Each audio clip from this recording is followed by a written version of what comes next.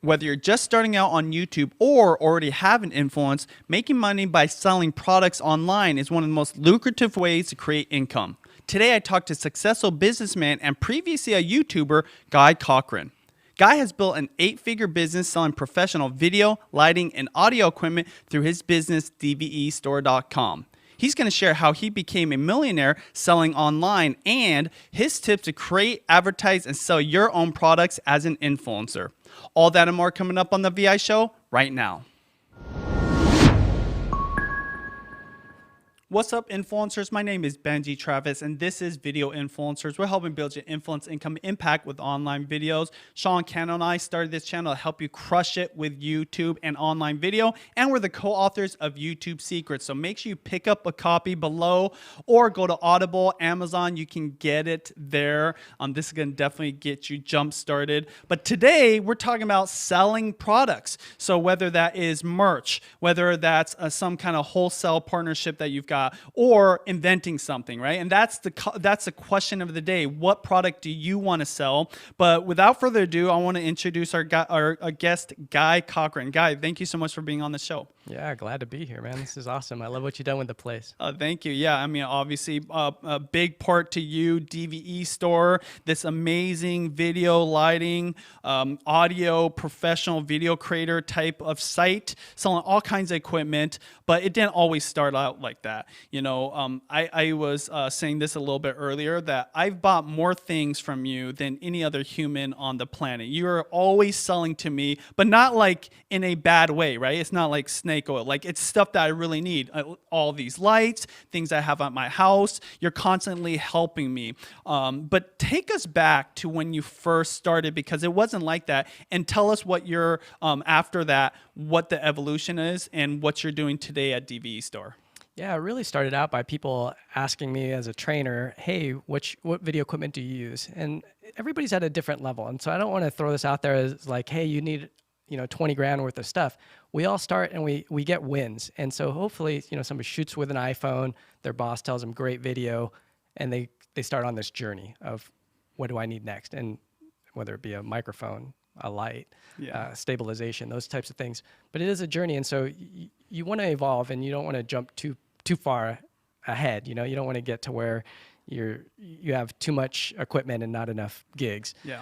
But I think by just doing and helping even others, like helping somebody do a project that's not yours, like maybe volunteer, like we've done some food bank stuff. Yeah. Actually, I think Chris helped with one of the food bank videos. Yeah. So you learn a lot just by being in a safe place to make a mistake too before you start going fully pro. But we started in 2000, and now in 2020, we've got a 19,000 square foot facility, which I would never dreamed of that big. I mean, it's a city block long now, and we've got some of the top brands. But it didn't happen by accident. I mean, it happened slowly, and so that's the other thing. I know that we've got some quick tips here, but it is an evolution. For sure. And let's just go back to the evolution. Let's pull up DVE Store and some of the first YouTube videos. One of the things I love about Guy is he did start off as a YouTuber. I know that's not like a common phrase you use, but you did put out content, not necessarily to sell anything, but to help people. So let's pull up DVE Store's YouTube channel,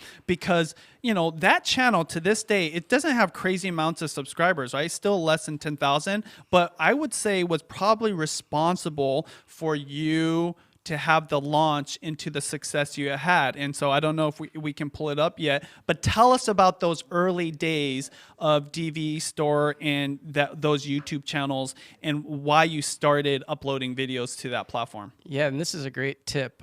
Hanging out in forums and listening to people, that was my thing. Right when I got up in the morning, I had to answer 10 questions that people were asking. Yeah.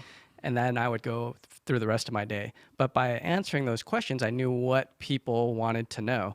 And I would create a video on it, or it would give me ideas for videos. And then on some of those that I've created, the greatest thing was going into these forums again and seeing that other people were pasting my videos into the forum. So it was just like creating soldiers. And so that's the power of video, is that while you're sleeping, people are still watching you. It's leverage. So make a great video. But the thing is, you really got to do your homework. You got to go in there and listen to what people are asking, and then you can use tools like vidIQ to see what's real. Are people really searching for this? Keyword Explorer, there's a lot of different tools to see what people are searching for. Yeah, and I know that you still upload videos to this channel, but now you're more focused on dvestore.com. So let's pull that up. And so over a decade later, you've got dvestore.com. You're selling all these products, professional video gear, lighting equipment, microphones, everything to do with audio, almost everything that's in this studio. So tell us about your business now, and if you ever thought it would get to this level of success, because literally you're one of the most successful businessmen I know, and at least top 3. And that's significant because I've been able to meet like so many successful people at different events, through YouTube, through influencer programs. And did you ever think it would get to this level from when you started that YouTube channel back in like the mid 2000s? I think I wanted it, but that's the thing is, again, it didn't happen super fast. It happened super slow. And so it's that thing of, have integrity, because people want to do business with people that do what they say that they are going to do. Yeah. And that's huge, and building up a team. And so I can't say it enough, like surrounding yourself with people that have either done it before, or watching and reading books, watching what others have done that have done it before you. So that way you're not reinventing the wheel. Because a lot of the stuff that I've done is just from Dale Carnegie's stuff, like Earl Nightingale, all this old stuff from the 30s and 40s. It still rings true today. Like, yeah. We sell a lot of Black Magic cameras. That's probably one of our biggest brands. And if you go to the NAB at the trade show, it's like a football field size booth. Yeah. I mean, it's huge. But I love this stuff. So I'm passionate about their products, and I learn about them. I use them myself, and I'll go out there and force myself. I mean, even to shoot my kids' stuff, I'll use a Blackmagic 6K with a $20,000 lens just to shoot the kid and the dog.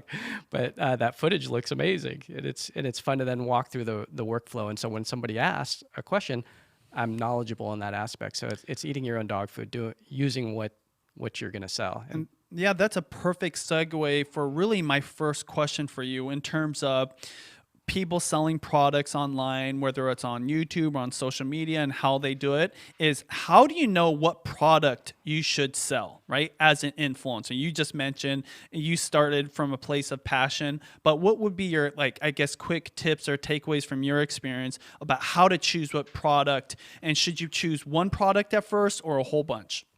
Well, it depends on where you want to go with it. I mean, one quick one would be, since you don't have the supply chain, because there's a whole nother discussion behind how to get the products in, boats and planes and all kinds of other stuff.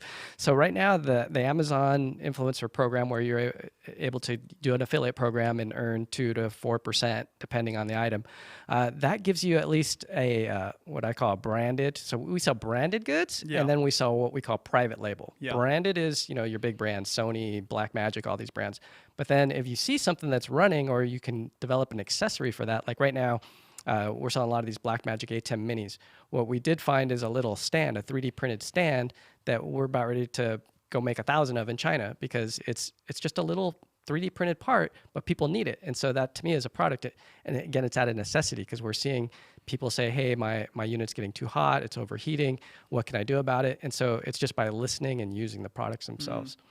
Yeah, and I love that you brought up like how you're going to sell. And I guess that's really the next question as well. It's like, there's so many different options, right? You mentioned private label, you mentioned branded products.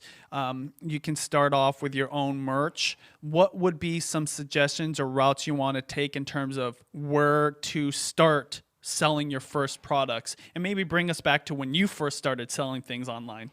Yeah, I was a little bit lucky, because I had a company that I worked for that had an audience, and I kind of stepped right into the role. But a lot of it was going into the forums, and that's where I was able to produce, get the questions, produce the videos, and then get traction to the website. And so we built a small Yahoo store. That's where we first started, putting a few things. I mean, there wasn't even a whole, I think maybe there was 20 products.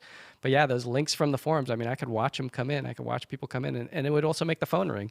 And so nowadays, I'd say if I had somebody else who already had that infrastructure set up, I would try to either pair up with them, because a lot of the stuff is hard to set up initially, like taking credit card authorizations and all that stuff.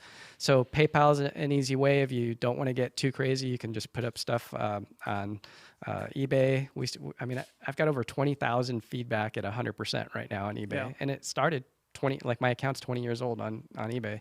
So selling on eBay is still a thing. I mean, Yeah. as weird as that sounds, because what they're doing for you is they're paying Google for ads. So don't forget about the power of why you're giving those guys a commission. So if you sell something on eBay, you're looking at about 10% by the time fees and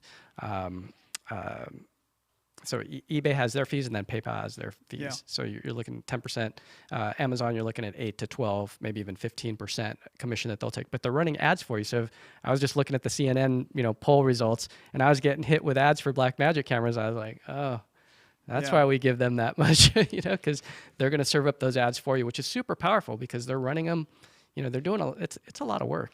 Yeah, as you and I both know, because I also do sell products. FYI, I actually sell products through DVE Store in terms of fulfillment, but it can cost a lot of money. And that's usually the biggest barrier. I was watching a lot of videos online about this before I wanted to interview you, that it's a huge investment, and that's what usually stops people. Funny enough, when I searched how to sell products online, what popped up was people garage selling or thrifting. And this is why I thought it was ironic that you mentioned your first experience with just selling on eBay.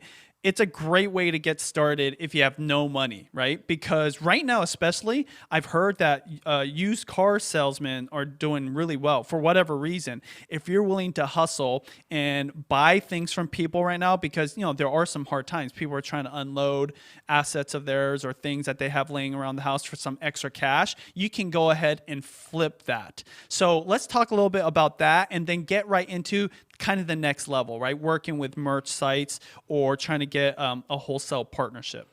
Yeah, I've seen some crazy stuff at like Big Lots and some of these local stores where you just scan it and look it up on the Amazon app and you can see what they're going for. And so I've found some stuff where it's like, oh, geez, I'll just grab all these. I mean, the holy grail is when you can buy stuff again and again and you're getting greater than, I'd say, 25% margins. I mean, more like, in a perfect world, you're doubling your money. They call that a keystone, is when you double your money, and that's a great place to be in. These guys in Storage Wars, sometimes they find like a whole, just cache of somebody who didn't sell through like some old product, and now all of a sudden they can bring it to market. So it's all a supply chain. Where do you get things from? Nowadays, I mean, Alibaba is a great place to get. Like fidget spinners, a good example. It had a product life cycle where it was super popular at the beginning, and basically after a while, the market got saturated. So you want to be aware of where you're at in that cycle, because you don't want to get caught at the end. You don't want to be holding on to. I made this mistake with pocket bikes. You remember those little motorcycles? Yeah. Man, I was bringing in pallets of those things, and wound up selling the last few at a garage sale in front of my house, and that was my profit was dwindled at the end because I didn't sell my last couple. And that was one of the points that we discussed before we even started the show, was a lot of your profit is in those last couple, because a great thing to do is you learn to use Excel really well. At least know enough how to do multiplication and run scenarios where it's like best case scenario and then worst case scenario, like what happens if I sell 10? What happens if I only sell 5 and get stuck with the other 5? Because why do all that effort if all the profit's in the last 5 and you don't sell those last 5? They wind up sitting in the garage collecting dust. I know a lot of people who've bought a lot of books. They wrote a book and they still have a garage full of them because they didn't move through. And so that's when, there's other deals that you can make with people to give away your book for free or just find another outlet for it. So, I mean, what I'm hearing, because I'm not really a numbers guy, but I understand the importance of numbers.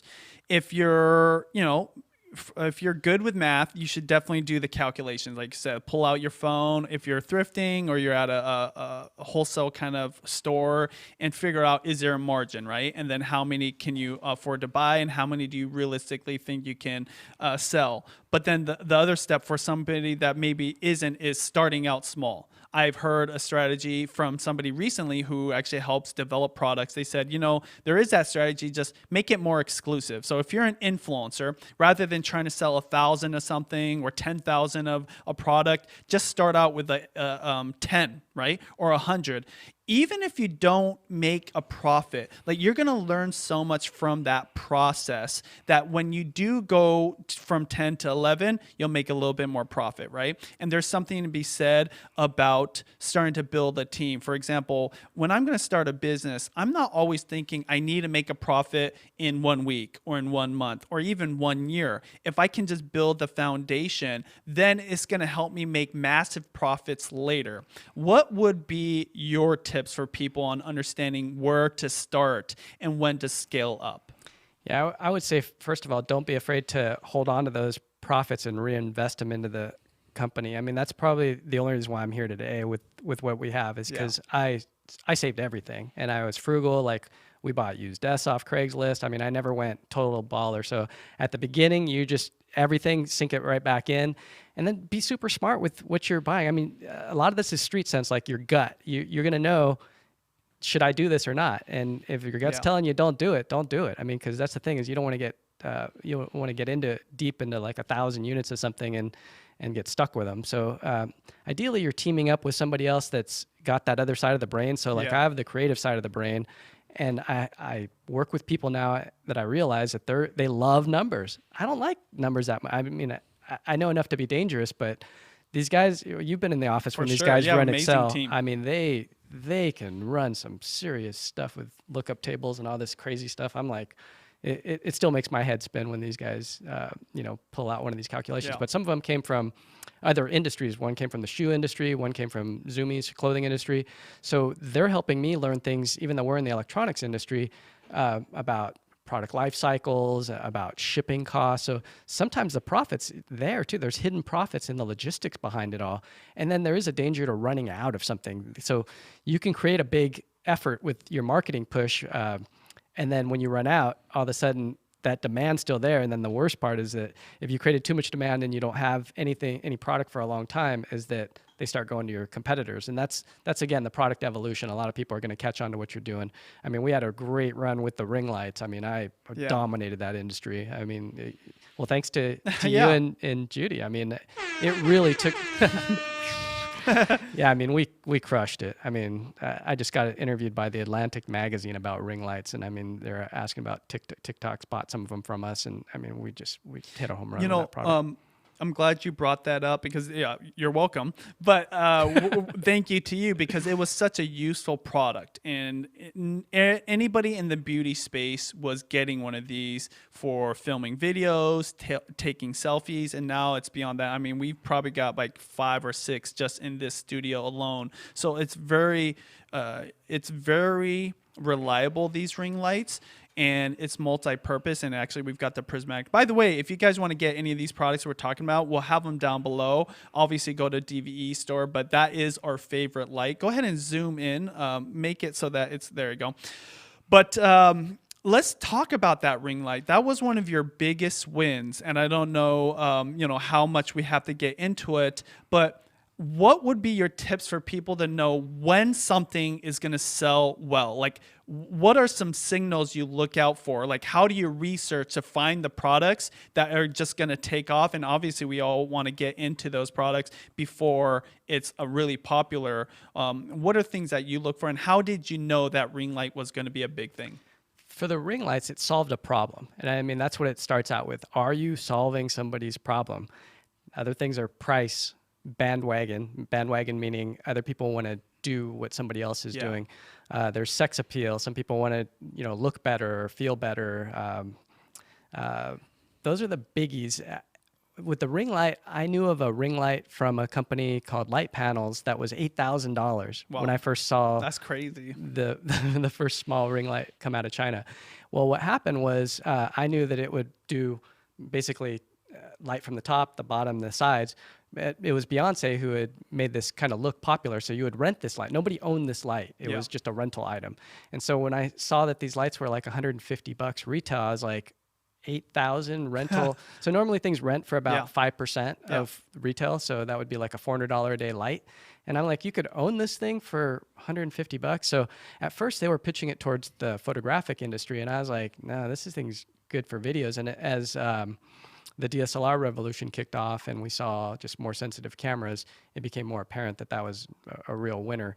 But again, it was just people looking good. Like it was solving a problem at a right price point. And so that's when I knew I better go in and get behind this, because, and that's when I started reaching out to like authors that I knew, influencers that I knew, and I started getting articles written. So I was paying to get articles written on this light by popular people that would write for magazines. Yeah. So that was like my investment initially, was I need to get the word out beyond just what I can do. So it was teaming up with other people that I knew that had an even greater reach. So influencers. It was identifying the product, figuring out where to get them from, and ideally, you have access to a lot of them so you don't run out, and then teaming up with influencers. So we've used in the past things like Grapevine. There's other places like that now where you can hire influencers for as cheap as $100. There's Fiverr, where you can go out and just get people to do some of this work for you.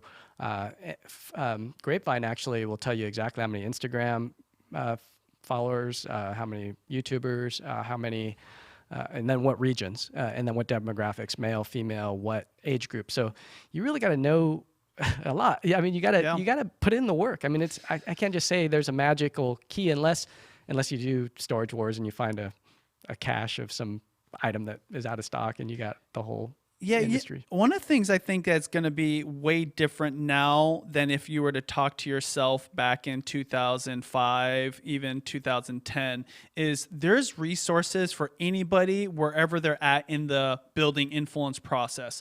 If you've got 0 subscribers, say, and you start a channel, you can work with a partner to create a product and start selling right away, because you can work with other influencers, right? Which what you actually did was quickly find out that, hey, I started making these videos, I've done well on YouTube, helping people and then selling them the products that I'm talking about. But then you focus on the brick and mortar, on the actual business itself, and scaled that up. But say you're an influencer right now, you could work with a company like DVE Store, I'm not saying you do or don't, and develop the product. And there's everything in between, right? And we talked about a little bit about merch, teespring.com, and we can pull that up, teespring.com. Any influencer right now can go to teespring.com and have all kinds of dope merch being sold to their viewers through there. In fact, at a certain threshold, you can actually have it integrated into your YouTube channel. But you can also work with partners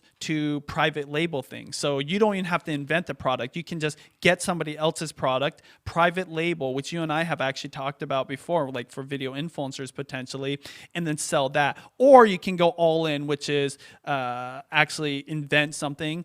But the thing that I think is really important for everybody to think about is that instinct. When you have that instinct, that moment when you see something, just like the ring lights, you knew that there's this crazy difference in price and you had never seen it before, and based off your experience, and you jumped on it. I was watching a video literally this morning about a guy that invented, those little clips that you clip clothes onto a hanger, right? Like the old school wooden ones. He was like, why isn't there a clip like that has a hook to be able to hook things that can't really clip, right? So that you don't think. And then he became a multimillionaire for it. And the difference between him and you versus other people that have ideas is following through on it. So I believe half the battle isn't even the resources or the right partners. It's just like doing it. And I mean, how has that served you over the course of these 2 decades? Yeah, it is having that tenacity, that willpower. I mean, a lot of this is discipline. I can't even get into it too heavy without talking about things like working out, journaling, reading, some of these things that I do every morning when I get up, just to get myself into the rhythm of like, you got to do. And so I don't want to call people lazy, but there's a lot of people who I've heard over the years, my dad even, that said, oh, I thought of that first. I thought of that. It's but what did you do about it? Yeah. Unless you want to get resourceful and throw down your, 401k or go work for somebody else and do this side hustle thing while you build it up. And that's the thing is, I mean, I know a lot of people are working and they just start something on the side. At one point, hopefully, like Spanx founder, what's her name? Do you know what I'm talking about? I forgot. No, I know exactly what you're talking about. I can't believe I'm forgetting her name. But anyways, she started out selling fax machines, and she started this side hustle, and she kept selling fax machines while the side hustle was going on. So you start small, and then you take your winnings and you invest more and more. At some point, it'd be nice to get a partner if you can, but there's something about doing it all yourself and having 100% control that, because I have this saying, you know, it's everybody's heard this one before. If it's going to be, it's up to me. Yeah. And so I remember that because it drives me to make me just get it done, you know, because if you don't do it, you can't blame other people for not putting in the effort. I mean, it's all up to you to put in the effort. For sure. And a lot of people who are just starting out usually have some kind of full-time job or part-time job, or they're going to school and then developing a channel. So that the challenge is, well, it takes a lot of time to create content. Now I have to like develop a product, or I have to find a way to like find a product to sell or private label something, or, you know, merch. You know, I do believe in just do it, but also do it yourself initially. But eventually you can work with other people. I mean, you've got this great team. And I know that you wouldn't take ownership of all their successes. I mean, like, you guys work together. But even at the very beginning, and I guess that's where I want to end this discussion. And then we're going to get into Q&A with the audience. So make sure you guys leave your questions in the chat area. And we're going to be answering as much as possible. If you're watching the replay of this, hit the join button, and then you can get access to all the replays of all the Q&A, the full interviews for video influencers. But my question for you is, we talked about, you know, how to know what to pick to sell, right? Whether it's merch or your own product, different ways to actually sell it, and some of the key takeaways or tips that you have for people. Let's take yourself back. And you already look fairly young. I'm not going to say how old you are, but you definitely look younger than what you are. But let's bring yourself back to that 25-year-old self who started selling on eBay. And say you were sitting here right next to us at this table, and it's 2020. You've got YouTube. You've got all these social media sites. You've got so many different resources, and you have $0, 0 subscribers. Take us through what the next year would look like. I would love to know too, personally, what product would you want to sell, or products, and what would be kind of the workflow? Would you work with other people? Would you find investors? Would you like hustle? Would you bootstrap? What that first year would look like, I really want to know. Take me back to the 25-year-old me. That's a good But you one. had the knowledge of yourself now. Yeah. Yeah. Whoosh. By the way, I only say that just because it's fun, but it could literally be you right now with no resources, but all that knowledge. Yeah, I'd be going big on Zoom and telecommunications. There's these things called Zoom rooms. There's people that are going to need these conference, like camera, lighting, because in the future, you're going to basically, it's like the Jetsons. If you remember, like his boss would pop up on the screen. That's what Zoom is essentially. So right now I'm doing a lot of Zoom sessions, and I'm teaching people. I'm even letting people use my Zoom room. So we have a conference room with this big monitor. That's one of the things that I'd be investigating, is how to help people bridge that gap, how to show them how useful it is. Because a lot of teachers are going to need these things, because you can call room to room. So you can be like, in a school, you can say like, with social distancing, kids can only be in this room 6 feet apart, and we got to put them somewhere else. Yeah. So now you just say, invite room 2B to 2A. Yeah. Just that quick. And now all of a sudden you're together. So that's where I would be going, because I already know it's going to be huge. And so let's talk about that, right? I don't know if we're giving away like big secrets. You should definitely pay attention, because when Guy wants to do something, it turns out awesome. So you have these Zoom rooms. So these Zoom rooms would have a light. Would it have a microphone? Yeah. And then a camera? Yep. Right? And so how would you get access to those if you had 0 resources? If you had 0 resource, that's where you got to get resourceful with other people and showing them what the power and what the potential of that thing is. So you kind of got to have the vision to be able to, you know, see it a little bit into the future as to how it can be better. Because that's when things change, is when people can feel it, like they know that they need that thing. Yeah. And we're seeing it right now. Like, you're not going to want to fly. People need it. Yeah. You're not going to want to fly. And all these guys that have like, nice rooms in their house where they could set up something like this, or even in a corporate environment, or even the governor. Like, I mean, I saw him doing all these, lives, and I'm like, man, it's horrible lighting, horrible video. It's like everybody's going to need one of these dedicated rooms eventually to at least up their game. Yeah. And so to me, that's, if I was 25, I'd be going after that right Yeah. now. So products would be, yeah, I'd be trying to figure out where I can source all the pieces of the puzzle, so to speak. And when you say source, so would you go direct to the manufacturers? Right out the gate, I Yeah. mean, Amazon affiliate would be the way to do it. I would Yeah. just build like a kit page and I would just start selling it and making blog posts, doing videos, and telling people all about it. Because it's like that thing where your excitement, Yeah. gets other people to take notice. And so, like right now, I'm super excited about Zoom rooms. and a quick tip: if you have a Zoom room, it's how you can get HD to Zoom right now. So everybody right now has standard definition Zoom. Yeah. If you have a Zoom room, which is $40 a month, Yeah. you can upgrade somebody else's meeting to HD just like that. So I just didn't by realize coming that we in- don't have HD. That's why our Zoom interviews don't look that good. So okay. If I come in with my Zoom room, it'll upgrade your meeting to HD. Yeah. And so there's a little tip right there. So this happened out of just using the product and getting to know it. And so yeah, it's going to be a big So thing. you have these Zoom rooms, which have these components, but you don't have. So you would do Amazon affiliates. And along with that, you would create YouTube videos, content to help people. Now, in that year, do you feel like that's all you would focus on and you would try to, create income from selling products through affiliates only? Or is there something else that you would work on for like the next step? Because I know that that's kind of how you worked early days. You just recommended other people's products. You maybe got an affiliate commission or something. Eventually, you actually started selling them out of your own warehouse. But is there anything else in that first year that you would do in addition to what you just mentioned? Hooking up with manufacturers or brands, because some of these guys, they don't have that passion. They don't have that video creation capability. And so they love it when you come in and you're just like, I'll do this, I'll do that. And they don't have that capability. So you come in and you're adding value right out the gate. So I'd be teaming up with manufacturers. I've had manufacturers that have said to me, like, your video is better than what we produce in-house. And so we like it. And it comes across as authentic, That's what the other part of it is. If you're telling, ideally it's a good product, so you're telling everybody about it, because you're not gonna make any money if you tell people about bad. Well, maybe you will, but it's better to help people and show them the good. And so that's what I would be doing. I can speak from experience. If I went on that exact same path that you did, right? So I knew there was a need. So I have these Zoom rooms. I was going to use Amazon affiliates to create income. And then I was put out YouTube videos. And then if the next step was to reach out to manufacturers directly to kind of work with them, one of the obvious next steps for me is brand sponsorships. And the reason I bring this up and why I think that it's so smart to reach out to manufacturers directly, and you have a great story for this, so I'm teeing you up. But these brands, these manufacturers, they're focused on creating a great product.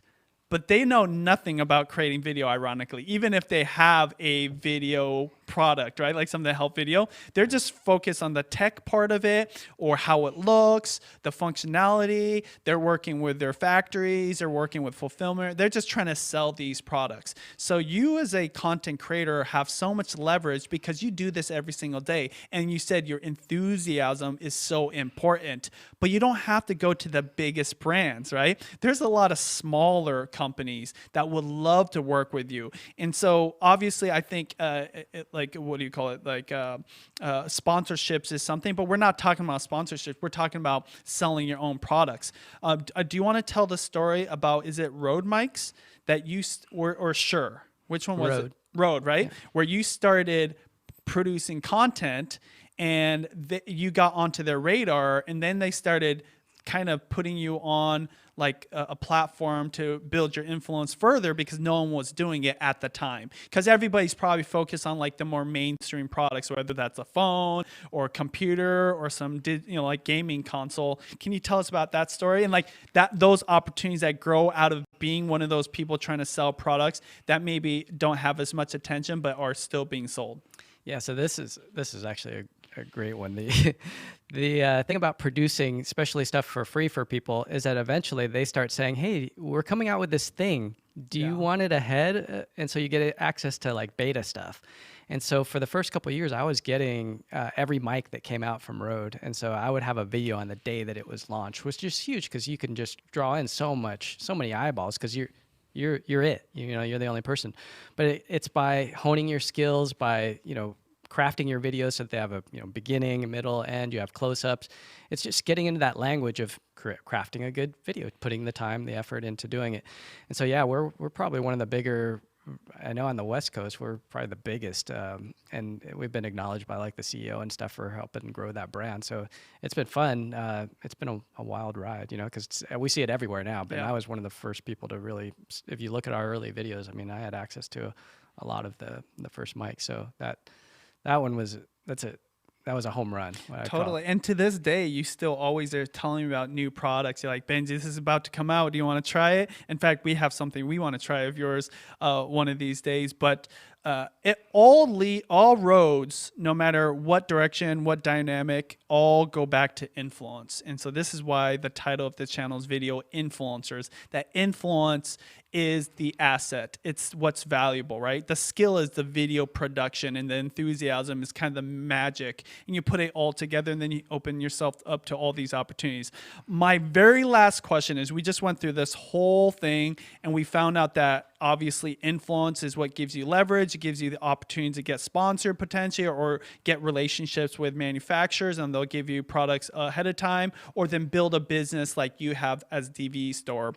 What is the benefit of having your own product? 100% that's your own product, because you've been able to both do that as well as sell other people's products. And, my wife and I, we can pull that up.